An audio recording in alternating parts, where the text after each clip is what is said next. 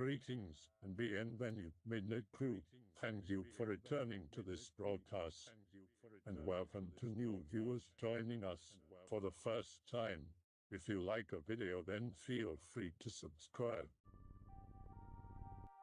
Alright, let's start a spooky Innerwoods/K/thread.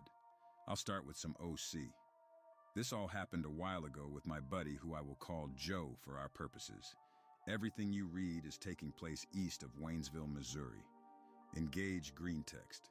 Me and my buddy Joe, not his real name but whatever, have known each other forever. Grew up near each other. Both of our parents were hunters and owned weapons. Naturally, we both grew up shooting and hunting and all the fun stuff. When we were both 18 and had just graduated high school, we had the idea to spend a few days in the woods to celebrate graduation. No big deal, we both had in the woods experience. We had some MREs, not Diod, but some off-brand stuff that we planned to supplement with small game. I had my Marlin 22 long rifle, and he had his Remington 870. Before you call me poor, I just didn't want to get any of my nicer rifles shitty. We took his Cherokee out to some trail we had scoped out beforehand, and we were going to leave it and hike out into the woods. Now, before I go on, you may or may not know how shitty the cell service is in Waynesville, let alone where we were. Cell phones came with, but like I said, service was spotty at best. Didn't really matter. We weren't completely stupid. We planned on hiking about 5 miles out and scoping around to set up camp and settle in a bit. We had arrived in the late morning and wanted time to get good and ready as well as get some small game. All went well. We set up about 400 yards from a small creek and went out with my 22 to hunt some squirrels. Nailed a couple fat suckers who made some tasty squirrel kebabs. Shot the shit for a while with Joe about typical just graduated shit.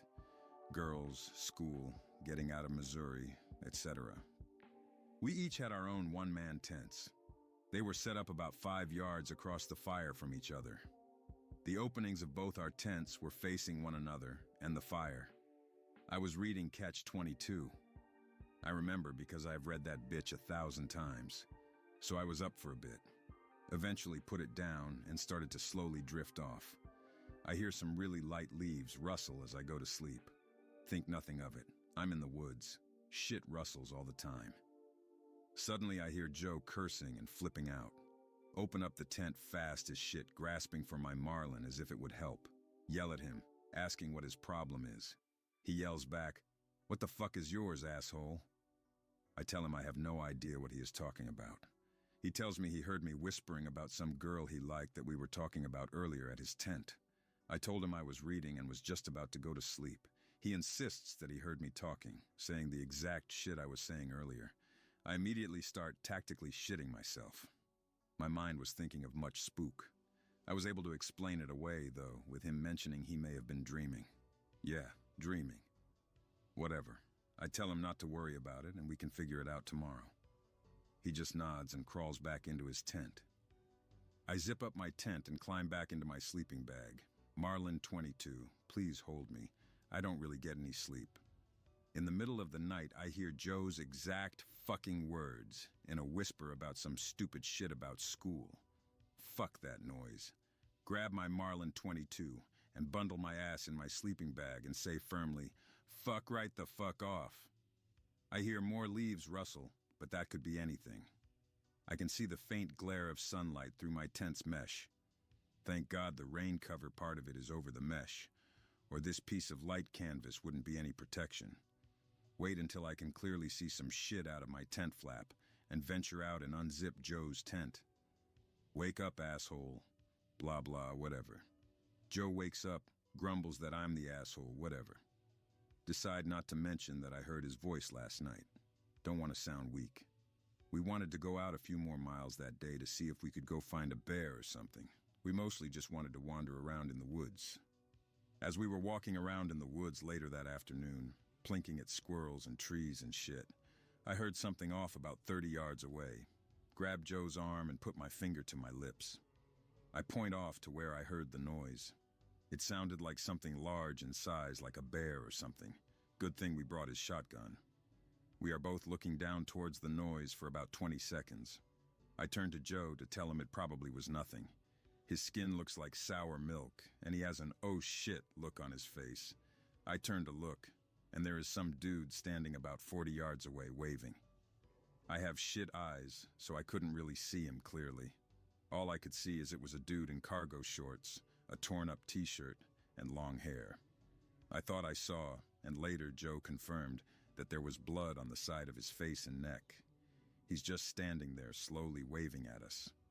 I tell Joe that this feels really off, and he just mutters, "Yeah." Suddenly he just says, "Fuck this," and turns and sprints away towards our camp. Not wanting to be killed by this spook, I follow. We get to the camp, and Joe immediately starts packing up. I ask him what he's doing, and these were his words. "I don't know what that was or what just happened, but I have had an awful feeling about this trip since last night when I thought you were fucking with me. I have never felt uncomfortable in the woods, and I do right now. I think we should get out and go home." I knew what he meant, and I felt the same. But I pointed out the sun would be going down in about a half an hour, and we had a long hike back to the car. I told him our best bet would be to build a big fire and wait it out until morning. He knows I'm right, and just silently nods his head and puts his shit back. We agree that both of us would feel better if we weren't alone at all times. At this point, we were way past the don't want to be a coward phase. That point where you don't care about things, and you are just scared shitless, happens way faster than you think. We needed to gather firewood, so I said I would gather shit if Joe would be nearby with his 870. While I'm gathering, I was way more in tune with shit going on around me than usual. Usually I can shrug off stuff like leaves making noise and I don't even pay attention to it. Not then. Every sound I would snap up my head and scan the woods. Joe is the same way, but more jumpy, occasionally muttering shit to himself. We move back to our camp and I toss down the firewood near the fire. I start to move toward my tent when I look up, and I notice that I was walking towards Joe's tent instead. He had the same what the fuck look on his face that I did. We looked at each other and said nothing. We were at the point where we would rather not think about shit like that. We would just silently agree that not acknowledging it was the best bet. We wanted to both stay up, how could we sleep anyway, and watch over stuff. Classic ass on ground, back to back, watching the woods. We ate our MREs. I had something like macaroni and beef in sauce. Side note, it was bready good. And threw the packaging in the fire. We shot the shit for a while to keep ourselves distracted and alert, but eventually ran out of stuff to talk about. Me with my Marlin and he with his 870, just scanning the woods, trying to stay alert. I was thinking about school and my one hot teacher and drifting off when Joe blasted his 870 off right near my goddamn ear. Holy shit, let me tell you, you don't know how loud that is until you have had that happen to you. Needless to say, I was jarred from sleep and scrambled up. What the fuck, dude? I fucking saw it, man. I looked off to where Joe was facing, but I saw nothing but a messed up tree. Shit. Scan around, but I don't see anything. Whatever was there is either gone or blown to shit, I said. My ears were still ringing like hell, and there was no chance in hell I was going to drift off again. At this point, it was about 3:30. Standing up now, just watching out for shit. Put some more wood on the fire. Keep that burning bright. Keep my scanning on high alert. I have to piss. I am not going into the woods. Look out towards the woods. See the waving dude just standing there kind of behind a tree. Start firing at it. Joe's turn to yell, "What the fuck?" I fucking saw it too. I fired all of my rounds, 4-round mag master race, in my panic, so I need to reload. I don't want to be vulnerable, so I whisper that I need to reload to Joe. Reload as fast as possible, all good in the hood. The sun slowly begins to show its beautiful face. We pack up as fast as possible while keeping eyes on the woods around us. Start back towards the car. The first couple of miles are fairly uneventful, aside from schizoing ourselves. I could have sworn I saw a flash of something on the way back, but I figured it was sleep deprivation. About a mile and a half out from Sweet Freedom. Suddenly Joe stops dead in his tracks. I almost run into him. I see what he's looking at. It's the waving dude. He's about 20 yards away. He starts walking toward the thing. Joe, what the fuck? Starts firing shots at it. They are either missing or going through it or something. Again, I can't see that well, but I don't think it bled at all. Eventually, the thing sprints off into the woods, faster than any person I have ever seen in my life. Joe starts running after it, but I grabbed him before he could get far. He looks at me and says, "Dude, we need to go. Now." Q sprinting away towards the car. We made it back. I thought my lungs were going to explode. It took us about 15 minutes, give or take, to get back. We load up our shit, get in the car, and skedaddle. We talk about it now and again to speculate, but it's just a story. We tend not to tell it to people we don't know too well. We told our parents we just got bored and wanted to come back. Both of us are fine in the woods now, but we don't go back to the place where we experienced all that shit. That's all. Maybe it isn't super scary or intense, but we noped really fast like intelligent people. It's kind of hard to describe how scary it is until you experience it. I've had an experience with an Ozark howler. Don't expect much, I'm not a storyteller. Be December of last year. Be 18, aspiring powerlifter. Not fat, but thick. Planning a hunting trip in the mountains with my uncle. My uncle used to be a big powerlifter. He's thick like me, but he's hella strong. Be staying with some family in Mountain Home, Arkansas. There's elk in them there woods.jpg. If I see one, I'll shoot it. I don't have a tag, but fuck the game wardens. We woke up at 3 a.m. so we could get in the woods and situated before the deer get moving. We drive for 45 minutes and hike about 3 hours into the woods. I have my Tacticool SKS and Uncle Anon has his Mosin because we're both poor. My uncle helps me get situated because he had already killed a deer and he wanted me to. I end up so well situated in my blind that you couldn't find me if I don't guide you in with my flashlight. He leaves me there and walks off with his collapsible stand and tells me to wait on him to get back. I sit there all day and don't see shit. The sun starts going down and I'm getting spooked. Uncle Anon, hurry the fuck up. I'm fully spooked and I see my uncle sprinting towards me with his flashlight going up and down with his arms. He says hurry up and pack up because something followed him there. DEFCON1.gif. I hurry up and pack while he watches the woods. Almost immediately, this smell hits us. Smells like old cat piss mixed with fresh-cut pomegranates. We walk for about an hour. We hear this scream that sounds like an autistic gorilla being shot in the gut 3 times. We are both beyond spooked. We start jogging back now. We start to hear leaves crunching behind us. We don't want to acknowledge it, so we ignore it. We jog for about 30 to 45 minutes. We stop to take a break because Lol's cardio kills your gines, so we don't run much. We hear leaves crunching still, but it's no more than 40 yards away. It gets closer, about 30 yards. We hear the scream again. Fuck it, I want to know what this thing is. Mind you, we had the feeling of being watched and being hunted the entire time. We had also been smelling it the entire time.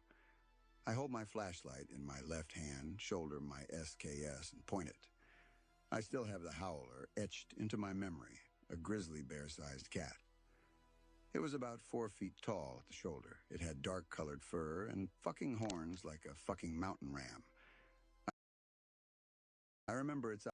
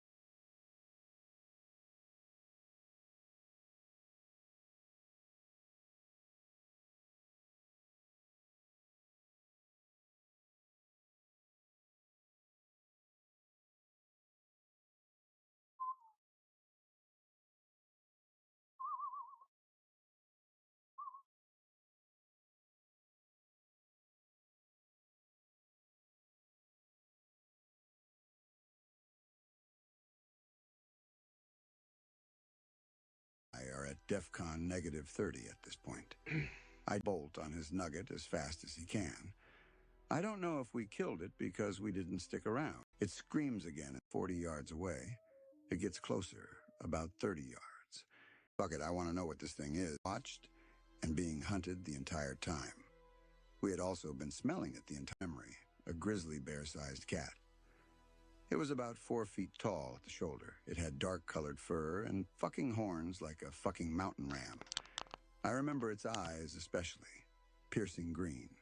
It screams again and starts running toward us. Uncle Anon and I are at DEFCON -30 at this point. I dump my entire 30-round Tacticool mag. For once, it doesn't stovepipe, LOL. Uncle Anon is firing and racking the bolt on his nugget as fast as he can. I don't know if we killed it because we didn't stick around. After we finish mag dumping, we turn and sprint like we did 2 hours of cardio every day back to Uncle Anon's truck. All that said, the howler never seemed unnatural, like all these bullshit skinwalker stories make the monster out to be. It was an animal, and it fucked my mind up really good. I still have nightmares about it, and I've been going to a therapist who I've told that we were attacked by a mountain lion for obvious reasons. Go in the Pennsylvania woods with 2 buddies. Been camping with them before, all experienced in the woods. Decide to do a stalker, the road. Apocalypse survival-themed camping weekend. Bring only canvas dog tents, milsurp gear, and surplus rifles. Everyone brings a gas mask. Head off to an area I know that has an abandoned industrial area from the 20s. Set up camp along the crumbling brick walls of 100-year-old warehouses. Get the fire going, cook dinner, jolly good time. And then friend Dan grabbed and leveled his AK and started shouting, "Who the fuck are you?" Look over at where Dan is pointing his AK. About 30 yards from our camp is a man's figure, standing in the dark, glowing with soft white light.